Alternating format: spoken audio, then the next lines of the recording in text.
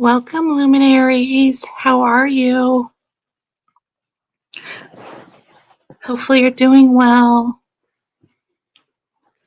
Oh, hey, hi, Graz. I sent you the at the very last minute. I totally realized. Oh my gosh, I forgot to send the link. I can put it right here too. There you go. Oh, you got it. Okay, let me delete this out of there. Oops. Oh well. Okay. Hi, Nick. Hey, can you hear me okay? My audio looked light. Can you hear me? I can hear you great. Okay, cool. Hey, thanks Yeah. for having me on. You're welcome. I'm sorry, I have a dog hair or something on my mouth in my tongue. I'm so sorry. That's so gross, but um, I I do that apologize all for the that. time. It's Ugh. okay. I got fish bones in my teeth right now. I got fish bones in my mouth still. Ooh, But yeah, yummy. I Have a feel good you. lunch? Yep. I had some Nice. good lunch. That's always exciting. Let me get situated here. I hate not being centered up. It drives me nuts, but oh well. And then, it's always the opposite direction of what you think it's supposed to be on here. Yeah, yeah, that's weird to get used to. I It feel is for sure. Well, welcome, luminaries, and welcome the Honorable Real Chill Graz, Nick Graz. And he is here with us today. We are discussing mental health issues. And so it's 5 o'clock now, and we would like to keep this right at an hour. Nick has a really busy day today, and so he needs to be getting going. Uh, but definitely go check out his channel if you haven't already. I have put, I believe, the channel link in the description of this video. If not, I will double check afterwards and I will update it. Uh, is that okay, Nick? Wow, yeah, thank you for that a lot. That was really I nice. just I just want to make sure that's okay. Okay, great. Yeah, absolutely. So okay, so some folks have official mental health diagnoses, others don't. There are many reasons for not having any type of mental health diagnoses. First of all, lack of diagnosis related to uh, access to medical care or even money or lack of insurance. Also, some people that deal with mental health issues, and I don't want to say mental illness because uh, I think that kind of overplays kind of what we're talking about here today. But just mental health in general, we all have mental health. Every single person living has to tend to their own mental health because we go through things that cause anxiety, depression, and that's all normal parts of life. Um, and am I echoing or anything? Nope, you're good here. And I just turned up my mic a little, so I think we're good. Oh, okay, good. Hey, y'all, what about my volume? Am I okay or? On my end, you Uh, sound really good on my end. okay, you sound good too. So, you're just so chill for real, though. I mean, it's not just a name of your channel. You are actually so chill. So you speak softly. So you need maybe a little more volume. Yeah, I like to be chill. Yep, that's the key, isn't it? Um, there. So, like I said, there is another thank you, Tanya, for the volume check. Thank you. And so, like I was saying, we all have mental health things that we deal with, and um, are maybe necessarily even considered mental illnesses. And So that's one reason that folks might not have any type of diagnoses of a mental health issue. And another thing is stigma, the stigma surrounding mental health diagnoses. Uh, I will speak for myself here, and that I have agreed to also go on someone's channel and speak about mental health, but I wanted to be um, undisclosed, if you will, who I am, just because of the stigma that surrounds it.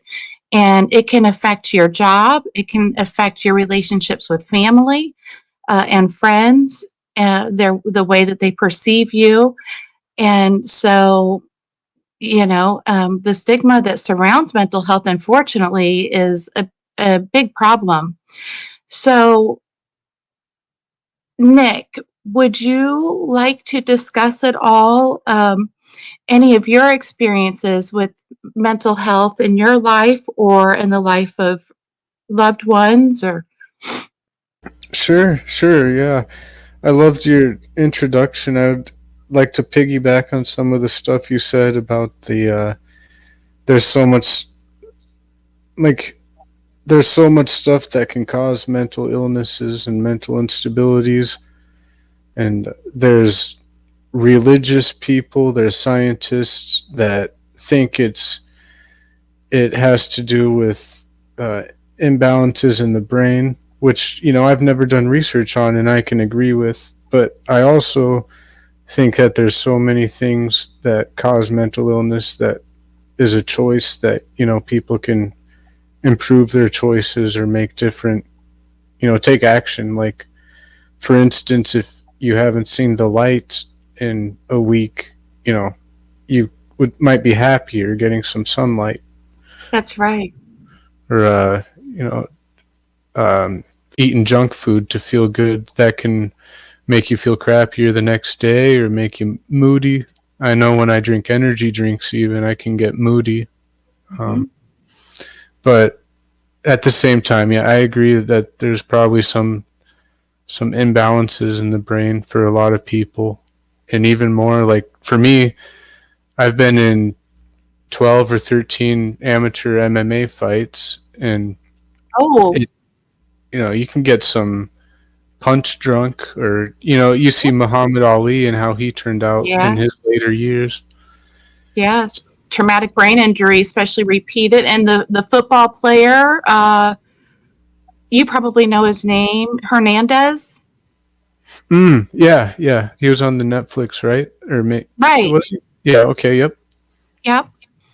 From Yeah. repeated injury to the head. And actually, the brain on autopsy of his, uh, I guess, was quite, as they call, impressive. I don't like that word when you're using it to describe pathology.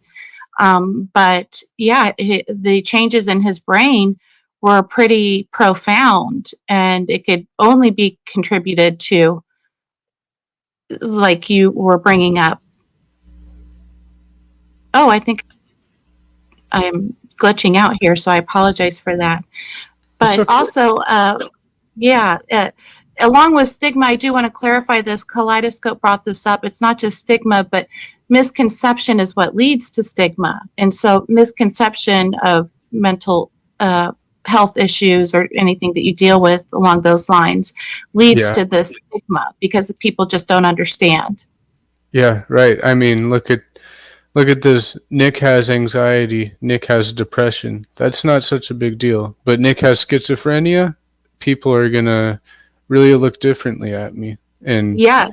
that's something that I myself do not. I don't research enough. I don't know much about it, but that's something I agree with. That yeah, from misconception and not understanding, I can agree with that certainly. Mm-hmm. Mm-hmm. And the stick, isn't that true? Anxiety and depression sounds so compared to some other, even something simple like see, and I don't know what I'm talking about. I'm sorry if I'm politically incorrect, but like autism could even sound bad to a lot of people, and that's very widespread, and there's a spectrum. People generalize terms like this. Yes. So, not understood. I think it's a good topic that you brought up. And you're right. You bring up a good point about a spectrum. So with nearly every, I can't think of any offhand, any mental health illnesses that don't come on a spectrum. So even, let's just use anxiety, for instance. With anxiety, you can have this whole spectrum and everything in between. So a little bit of anxiety is actually good. It's activating. It helps us get out, do the things we need to do, instead of being complacent. But then on the far other extreme, it can make one shut completely down and be unable to function properly. Yep. I see, and I didn't even know that. I've Yeah. heard other people. See, I didn't know. I still, the spectrum, how wide it must be, because I have cousins, I have family, and that's friends. It seems like everybody nowadays has something. Yeah, I think. And I think you're right. and like you said, even with lack of medical care, or not even going, or choosing not to go, that goes there too. That there's more that we don't know about. And Yes. for me, I've only, like, when I was a little kid, I don't even know what I was diagnosed with, but I know I was prescribed clonazepam, or not clonazepam, but it was like one of the different benzopines, or Klonopin, or one of those tranquilizers. Yeah, It had a Z in it, so it was weird. Clozidine or something. There's I'm not sure. clonidine, diazepam,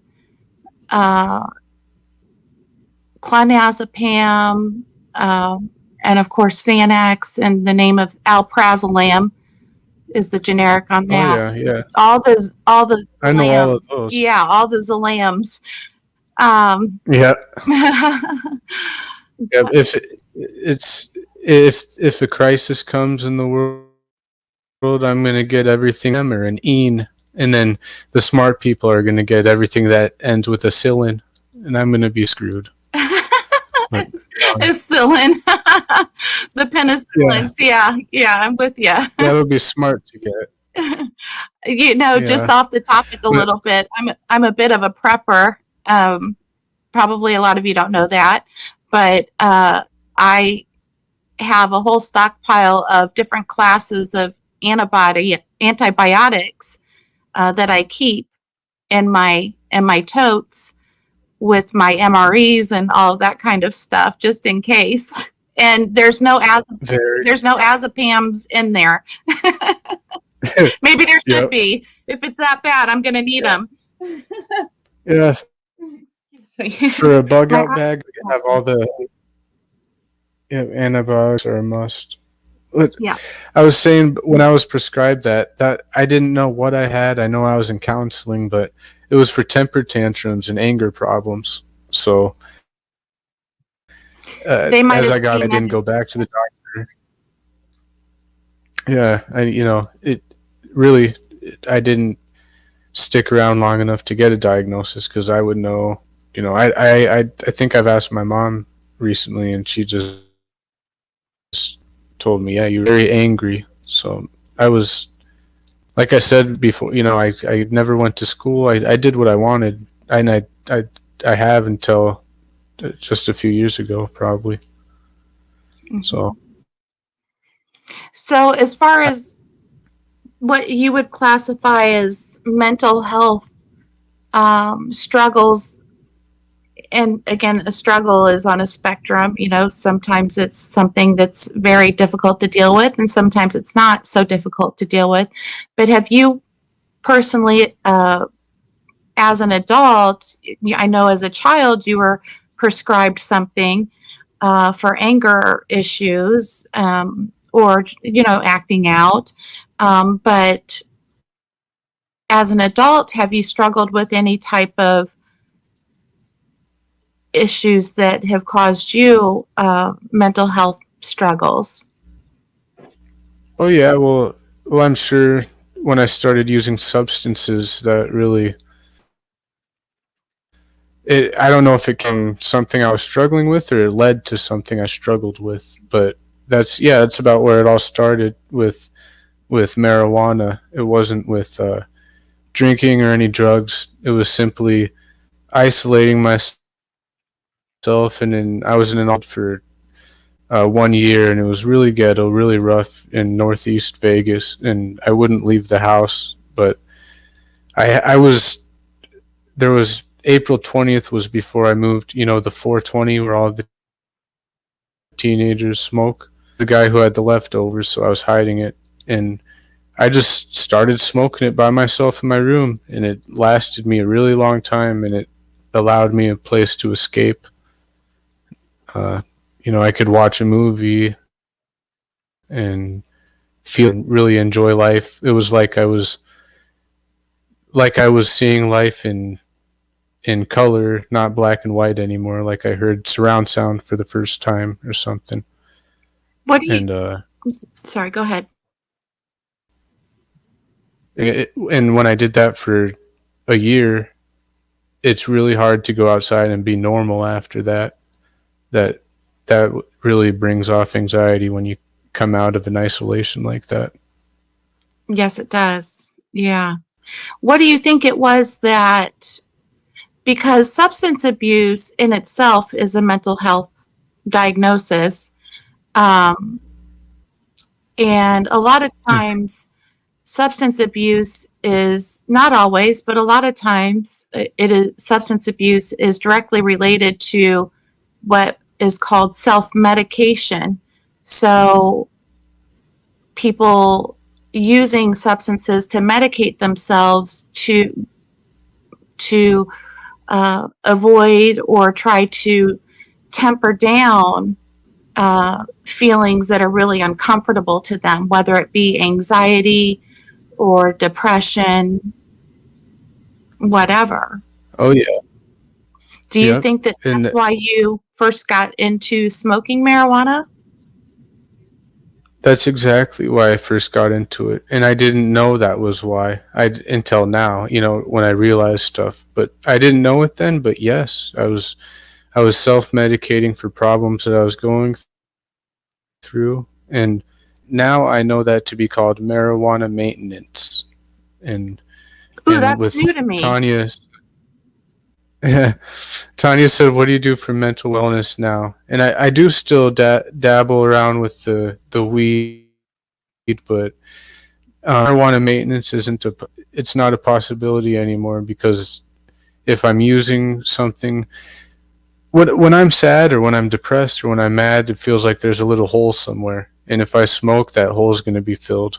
I gotta fill itself or find a different way. I'm not I'm not spiritually fit, like I can pray it away, but I hope someday I can be on a strong spiritual basis. I know that helps. There's spiritual, there's mental and physical. I'm talking about mental right now, but everything plays into it. Yes, it does. Well, we're a system, so everything in our body is connected: brain, um, and body, and spirit and emotion. So it's a whole system. And if one thing is off kilter, then chances are other things will be as well. And that kind of speaks to that Hmm. hole that you spoke of, and finding coping Yeah, mechanisms to to either fill that hole or to figure out why that hole's there and patch it up. that's exactly. I'm telling you, the I wasted so much of my life trying to fill that hole with substances, and it didn't matter what it was. Substances, Still think, sex, I mean, yeah, fighting, because of that feeling of power and being in control. And that's a comforting feeling to people. Nobody can hurt me, you know, kind of thing. There's yeah, all kinds of ways that, and these are all, some are healthy mechanisms and some are unhealthy mechanisms to cope with those feelings. Yep. And then, You did MMA, and and that's a then, healthy coping mechanism. oh yeah, and that's my not every time, but whenever I trained for a fight, I would go from the addiction of drinking or whatever I was doing to get healthy. I would into working out every day. You know, nothing is. I can't really do anything in moderation. Yeah. So that's something I when I and you hit it on the mark when you said addicts and alcoholics. It's a disease. It's actually a disease. Yes, it is. It is. And, not only does brain chemistry play into that, like you mentioned earlier, but genetics too. Yeah, that's say is there's so much that we can do, but what about the stuff we can't do?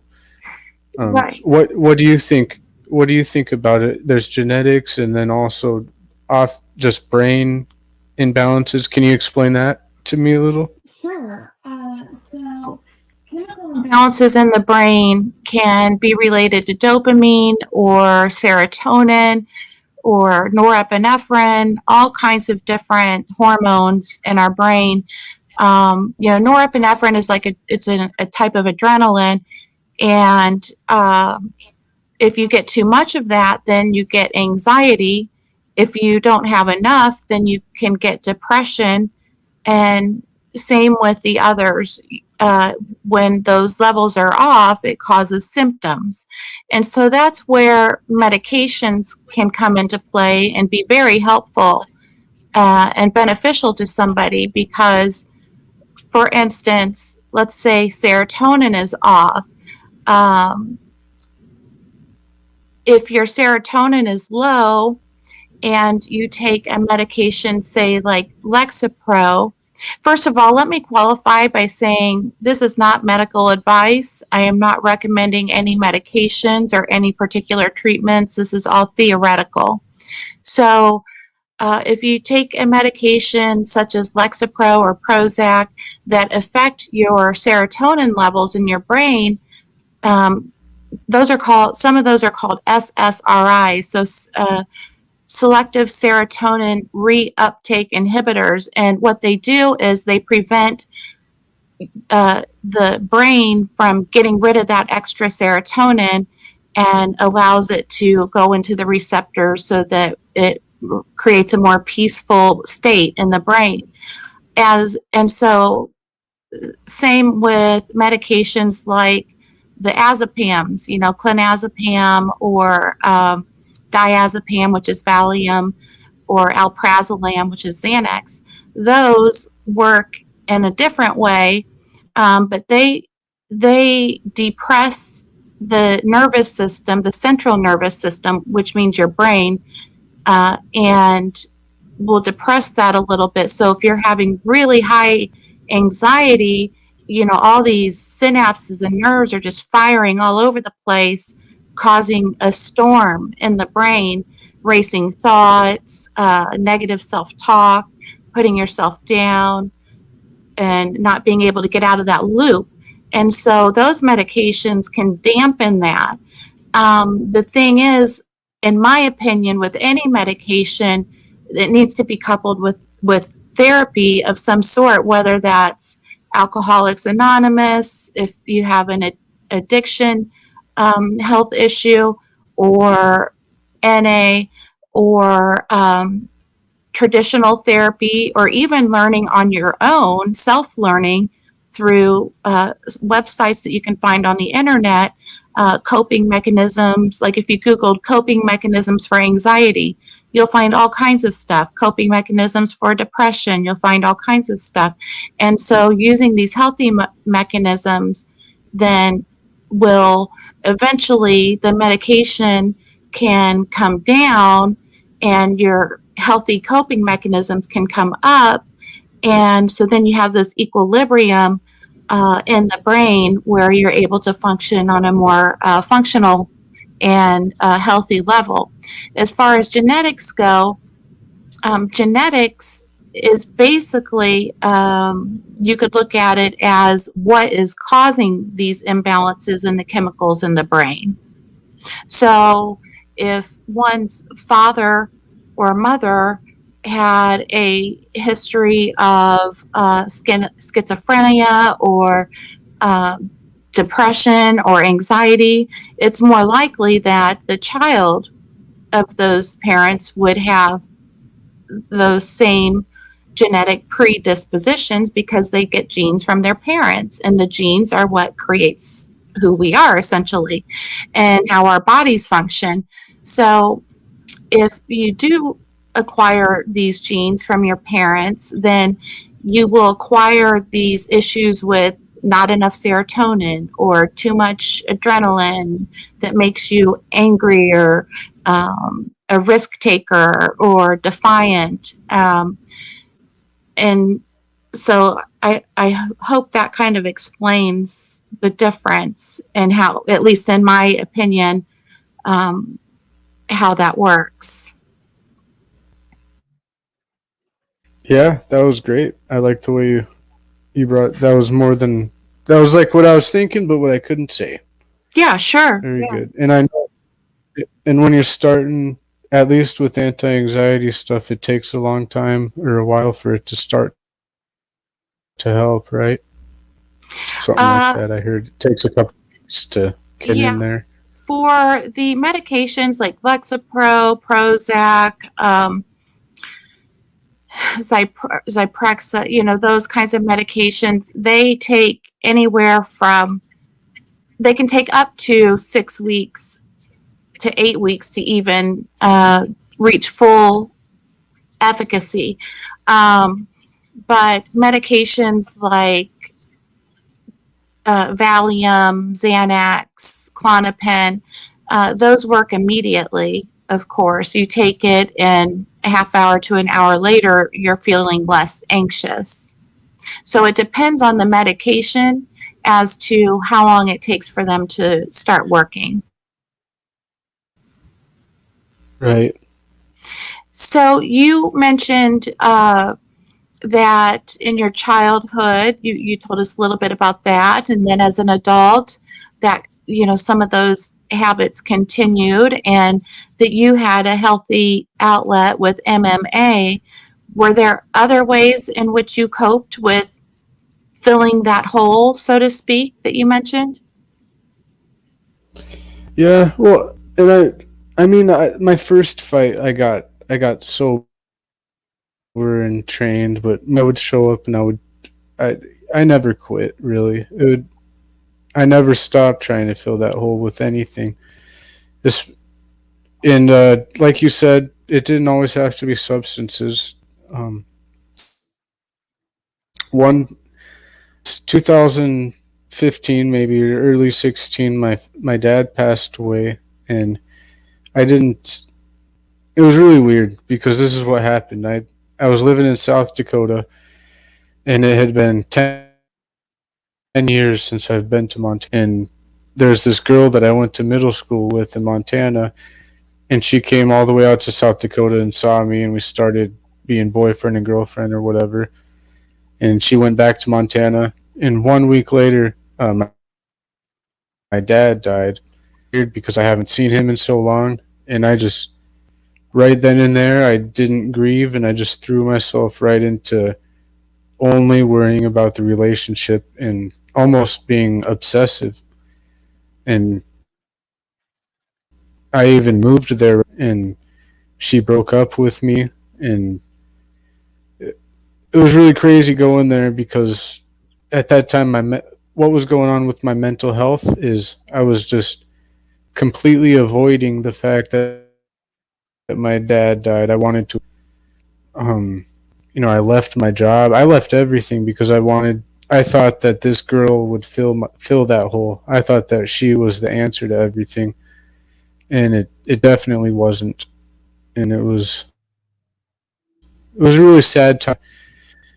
I moved out here to my dad's side of the family that I didn't even know, and I was only I was when I say marijuana maintenance, it's something I've done my whole life until recently, and that's if you wake up and if you can't smoke, if you can't go to bed unless you smoke, if you have to smoke every day, and you know you might have a problem like me, and that's what I was doing until I broke my shoulder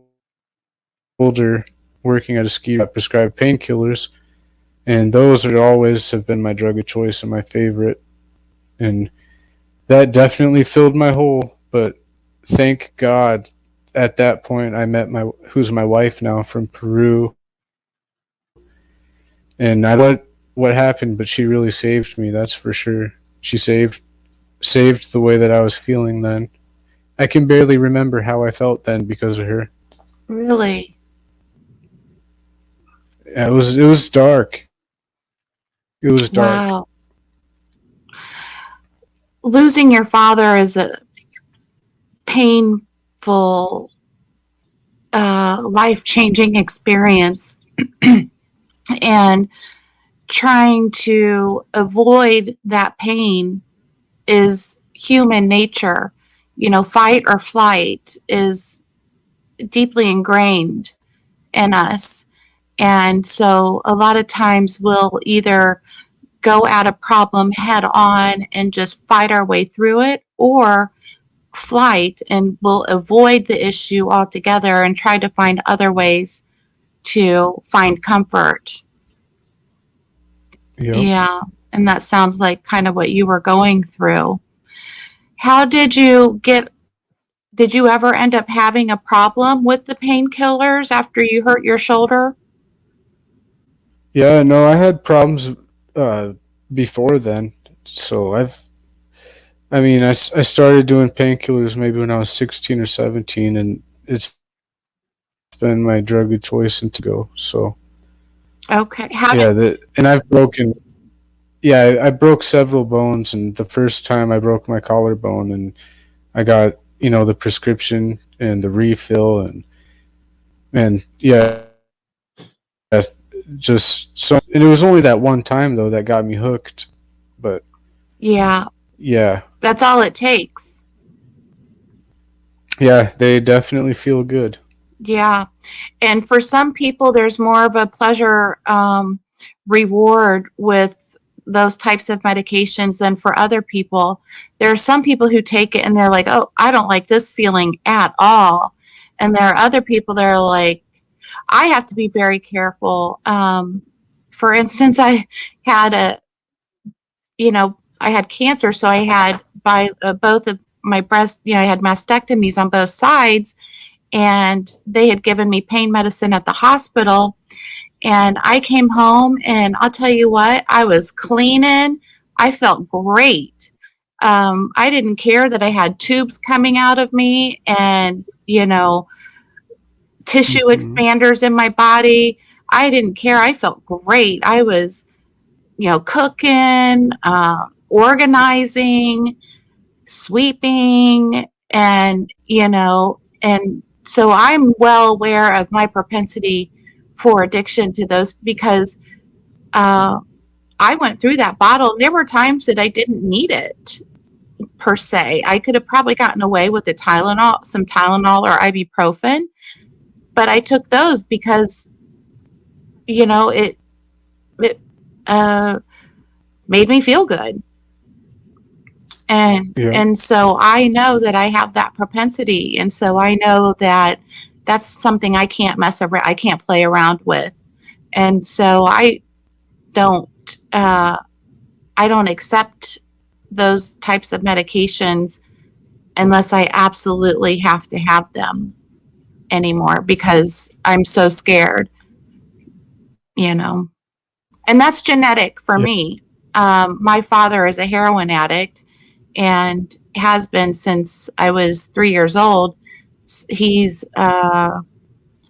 So that's been well over 40 years now, and somehow he's survived all this time. But he's homeless in New York City, and uh, working for his whole life. It revolves around getting the next bag. so he doesn't get sick. Wow, I'm sorry to hear that he's No, living like that. well, thank you, but I don't say it for sympathy, but I say it as an example of how these things can be genetic. And Yeah, there's, I, yeah, I agree with you. And my, the genetic. I shared it once that when I met my dad when I was 12, we were the same person, even though we never met each other, and that gives me that yeah, genetics are a thing with it in every aspect. And I thought it was so cool that he was such a free spirit and he never left small town Montana and he was such a cool country guy. But the fact is, he was an addict and of everything, drugs, and he died in an RV alone and like with no electricity, not knowing. He was like fucking hunting squirrels or something. It's like, damn. When you look at it from the other side of things, it helps a little bit, even though it's dark. yeah, So I agree with you there. I got to agree. yeah. I'm sorry to hear that. Yeah, that is, I think also it can be a little bit of a gift when we see what happened to our parents. We can go one of two ways depending on our life experiences. Some people throw their hands in the air and just say, fuck it. And, my life sucks and I don't care anymore. And they, just go with it. I just want to be numb. Other people take what they've experienced with their parents as a precautionary, tale and think, I don't want to die that way. I don't want to die alone in a trailer eating squirrels and with no electricity or probably no running water or what have you. Yeah, I agree. Yeah, Yeah. it gives you that extra forward. And you have And of children. course, You have it's a daughter. yep, got a daughter. That's for sure.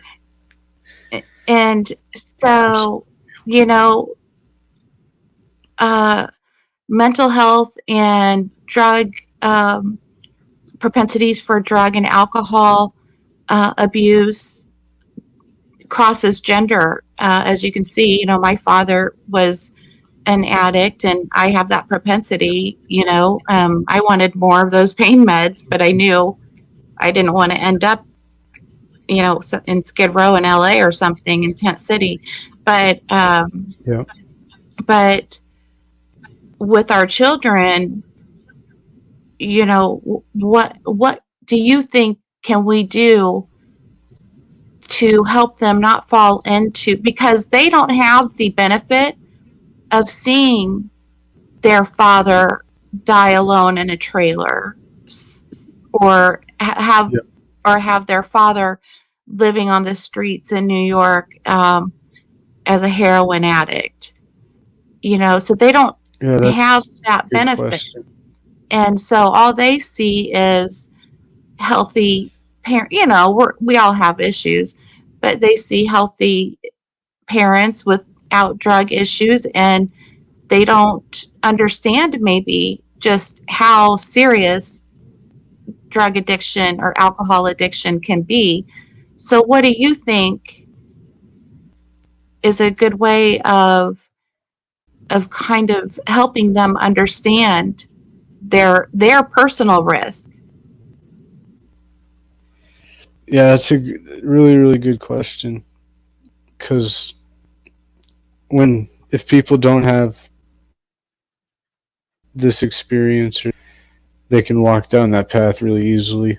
Mm-hmm. And I have cousins, I have friends who were born with the silver spoon, and they've gotten everything that they've wanted, and it did not do them any good in the end. So it's really complex. It's hard to, but I think it does come down to parenting. Maybe some kind of, I think something to do with parenting could really might Well, be the answer. But then medical care, like you said, lack of I don't know. So What do you think? I think so. This is what I've done with my children. I've been very, very honest with them about both their grandmother and their grandfather and the struggles they've had with drugs and alcohol. And I've been honest with them in regard to me and my struggles with drugs and alcohol and my propensities for addiction. And I have made sure to let them know that, hey, these are genes that run in our family. And, all it takes is one prescription of pills to send someone on a whole different trajectory in life. And so you have to be aware of these feelings that if you're taking a medication because it feels good instead of because it helps alleviate the symptoms for which they were prescribed, then that's a big clue. Of course, I wouldn't use those huge words with them when they were young, but um, I tell them these things a lot. Not, I don't obsess over it. It's not like we have a monthly conversation about it, but any opportunity I have where it comes up, I will say, yeah, you have to be real careful with I that say because take, you can start taking them for the wrong reasons. And as soon as you cross that line, you found yourself in a position where you need to make a decision and about how you're going to cope with this. And also, is there possibly medication that you might want to consider for depression or anxiety, or do we need to get some therapy if you're having anxiety or depression? And right now, my oldest is in therapy and is on a serotonin reuptake inhibitor, SSRI, and it's made the world of difference for him. And so he has learned healthy skills to cope with that empty feeling that gets filled by unhealthy coping mechanisms, whether it be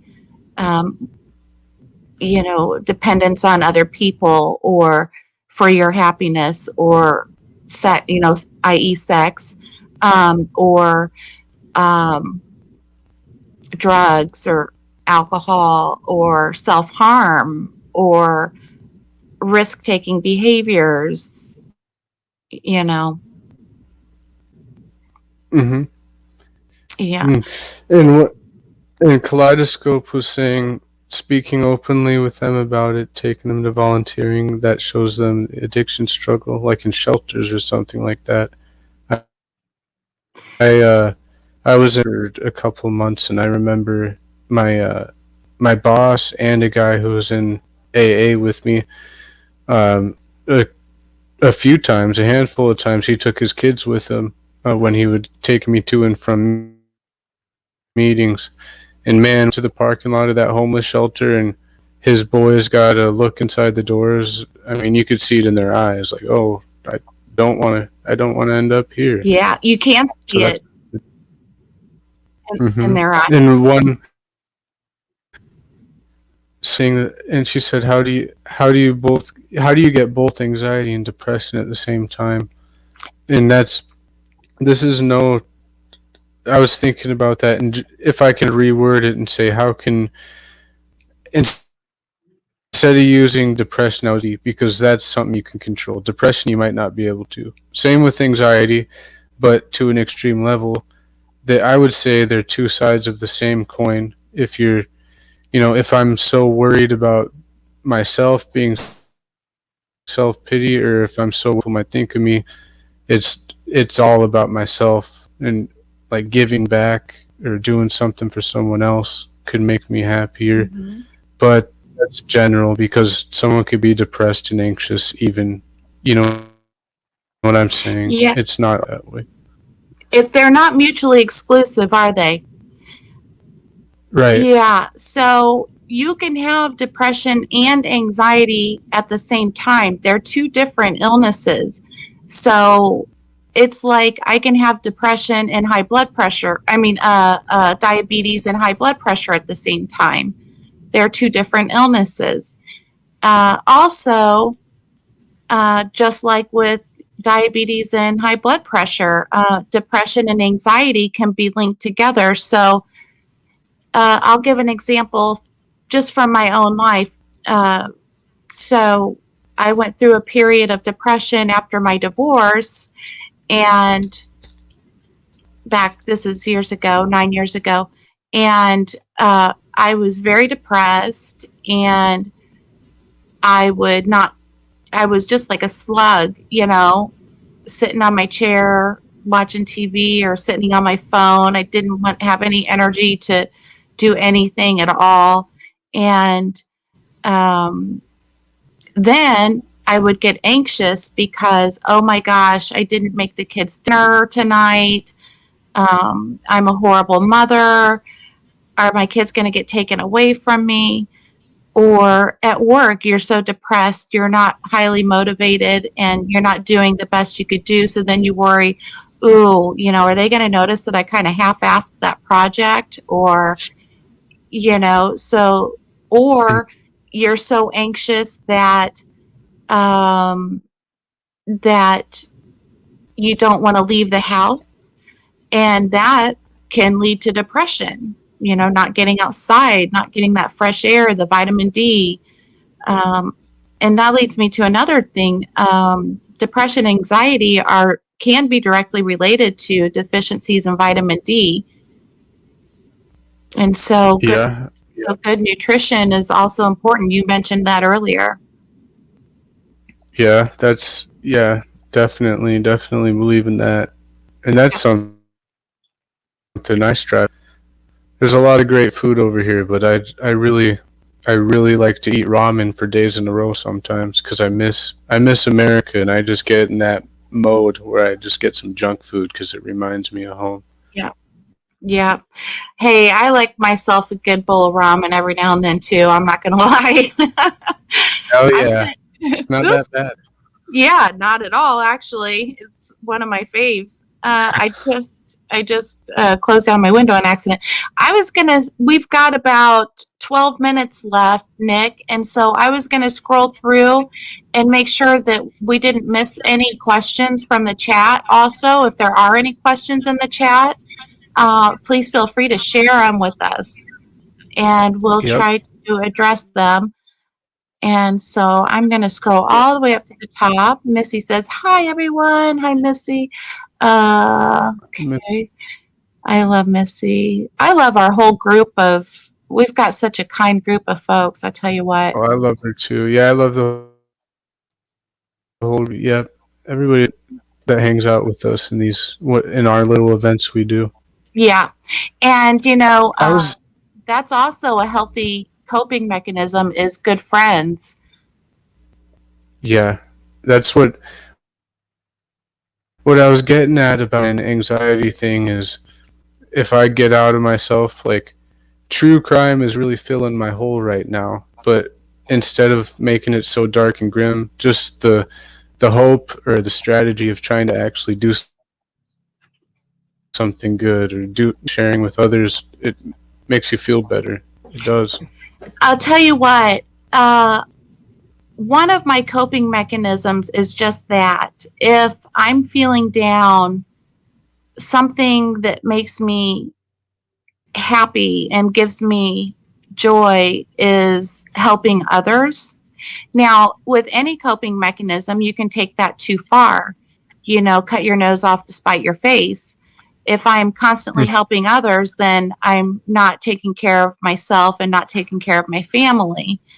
But I do true. Yeah, but I do find great joy in helping others. And for me, YouTube is filling a huge hole for me right now as well. And it's a healthy coping mechanism as long as I'm not taking it to everything in life is on a spectrum. Everything. So as long as I'm not too far over one way or the other on that spectrum, then the coping mechanism is working. So if I'm spending so much time on YouTube that I'm not talking to my children, I'm not giving them hugs, I'm not acknowledging them when they come in my room with their cat waving the paw at me saying hi. Uh, Did you hear me? But, we can't take any skill that we've learned to deal with these things to an extreme. But I too find a lot of comfort in helping others, and also in being on in the YouTube community. And so Kaleidoscope says one person can experience. Yes. So we were talking about spectrums earlier of anxiety, depression, whatever. And Kaleidoscope of Crime has brought up any one person can experience any point on that spectrum at any time. We are not static. Humans are not static. We're dynamic. We're constantly moving. Our environment is dynamic. It's constantly changing. We're constantly changing. And so it only makes sense that where we are on that spectrum is also constantly changing. And we're always working to bring ourselves back to equilibrium. That's very, yep, that makes sense. And I was watching. go ahead. I was saying on mental health. It was Joe Rogan, one of my favorites. I love Joe Rogan. There was this. He's awesome. I love him. Yeah. And he was getting told by a scientist.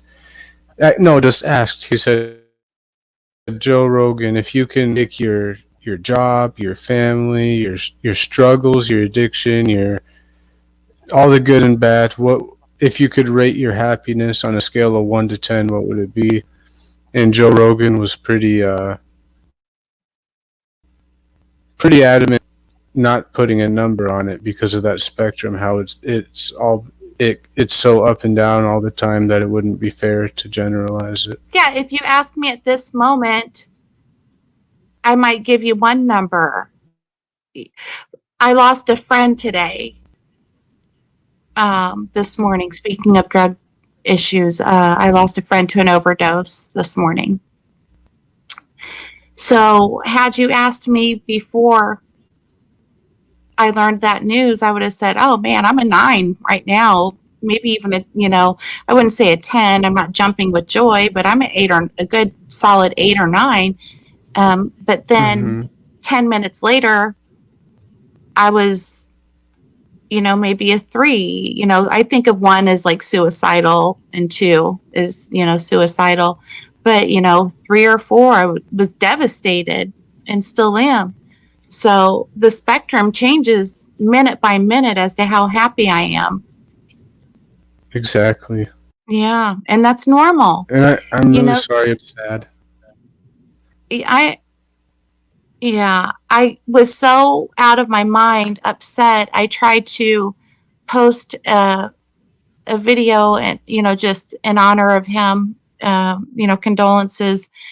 And I forgot to share my audio. So I have to go back and fix that later. But I just couldn't even function to even deal with going back and fixing it at that time. Oh, yeah. Yeah. And it's okay. We all do it. Yeah. Yeah. But I thought. Well, thank you for your condolences. I'm actually going to be holding Shiva. You all can get a little cultural lesson on Judaism.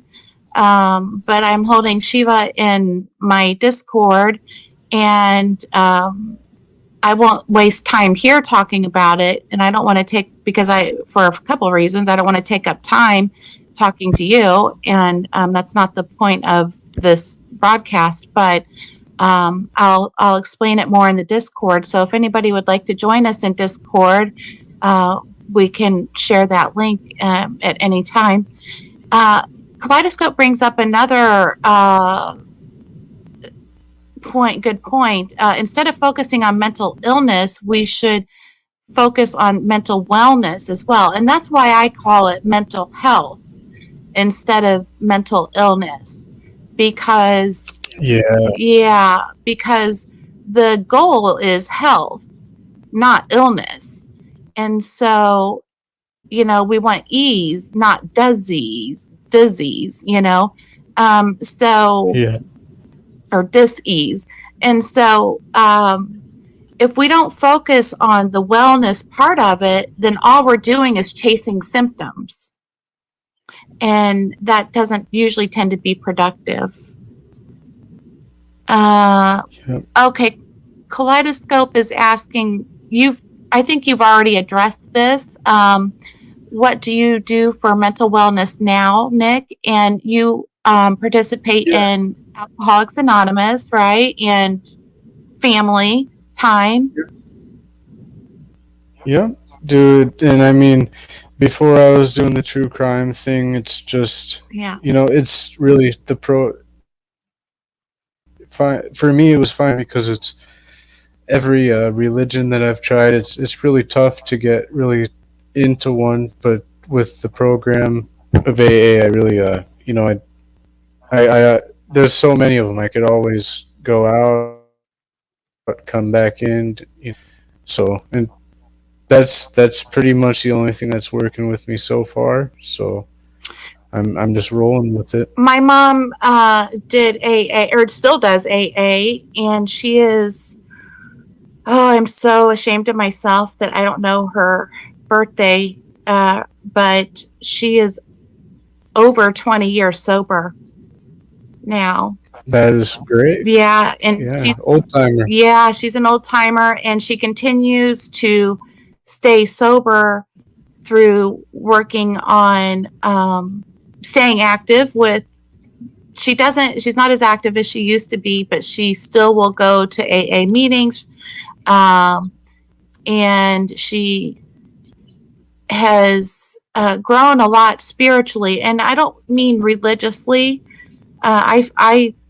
For me, there's a difference between spirituality and religious or religion, and so she has grown a lot spiritually, and that came from AA. Well, she had roots of that from childhood, of course, but that really blossomed in AA for her. Yeah, it can serve as a gateway to the next part of your life, even if it doesn't Yep. involve AA. Or really, yeah. If anything, it's a place to go when no one else wants to look at you. That's what it was for me. Yeah. Yeah. So, Also, one of my friends, let me give a shout out to Brian Deal, but he always says there's only a 2-letter difference between religion and relation. And really, what we want is relation with our higher being or our God or whatever it is you want to call it. It's not necessarily religion that is saving us, it's the relationship that we have with our spirituality, and our higher being, if we believe in that. mhm. Yeah, no, I hear you there. Okay, so we've got 1 minute. So I'm just going to use this minute to tell you, Nick, thank you so much for coming on. Especially, I have 3 viewers right now. I think our max was 4, and one of them's you. So, thank you so much. I appreciate you Oh, coming I on loved it, and a it little was a folk great like. topic. And Thank you it's so not. much.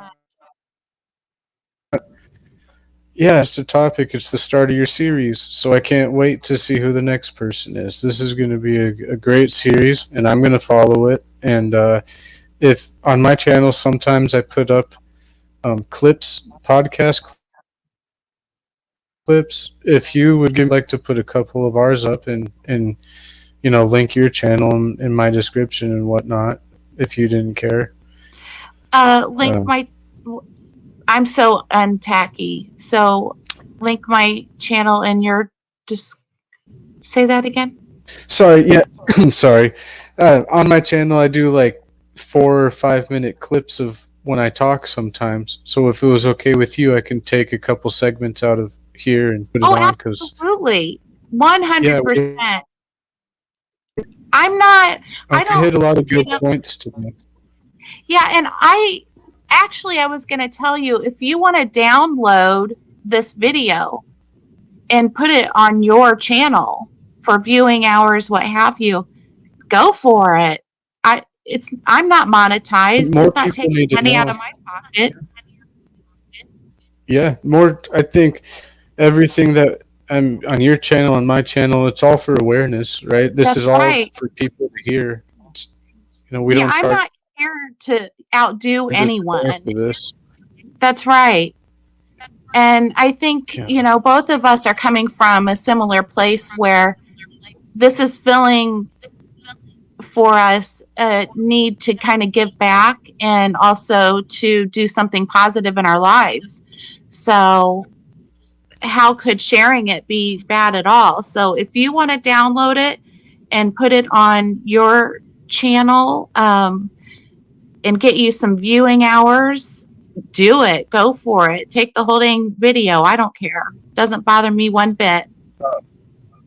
Yeah, So, don't tell me twice because okay. I this is a great topic can help people. Yes, exactly. I'm going to do, I think my next video in this series is going to be about coping mechanisms.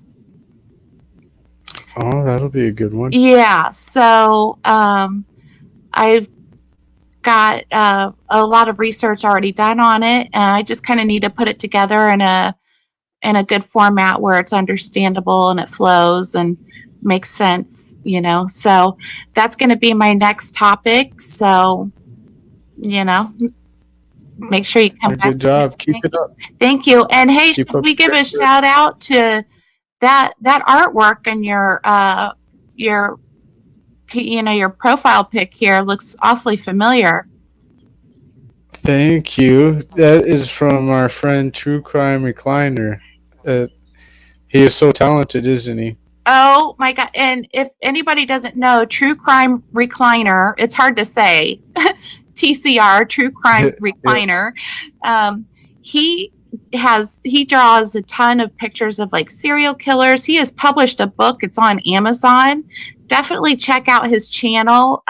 He is a great guy, and I think he's a lot like us, and just a real gentleman and a real great caring person. So I'm actually going to, if I can swing it money wise, purchase one of his drawings of of each of my sons, so that I can have it on our Oh wow. at home. So if I can afford it, it can be a little pricey. So, but Yeah, uh, that's a great he idea. does yeah, he does do custom drawings though. So, check him out and check his channel out. And also don't forget to check out Nick's channel, the real, or not but Real Chill Graz.